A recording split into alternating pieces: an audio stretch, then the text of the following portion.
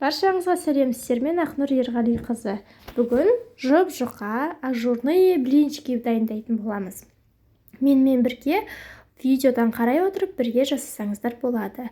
Жарты литр сүтімізді піскен болсын, шикі болсын, заводской болсын сүттерімізді аламыз.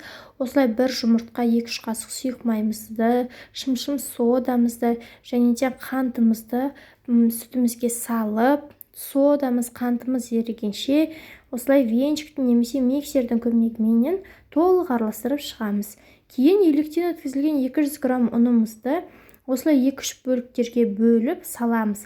Барлық түйіршік комочектердің барлығы біркелкі болып, комочексіз болғанша осылай араластыра береміз. Дайын болған уақытта табамызды қыздырамыз. Және де сіздердікі де мен сияқты осындай ескі табаларыңыз болса, ішін міндетті түрде осылай кисточканың көмегімен майлап отырыңыздар. Байқағандарыңыздай қызып тұрған табаға құйған кезде осындай бізде блинчиктерімізде тесіктер пайда болады.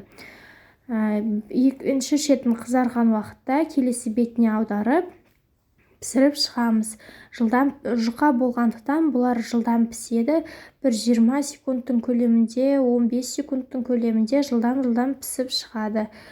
Күйдіріп алмай, табамызды майлай отырып, осылай пісіріп шығамыз.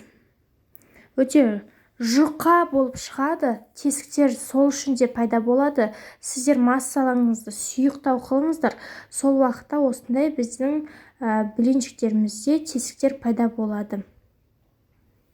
Өздеріңіздің қалауларыңыз бойынша блинчиктердің ортасына май жағып отыруларыңызға болады.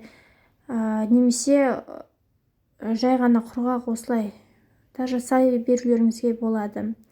Салмасына творогтан, қаймақтан салма дайындауларыңызға да болады. Видеода көріп тұрғандарыңыздай осындай тесіктер пайда болады. Жұп-жұқа, менімен бірге дайындаңыздар.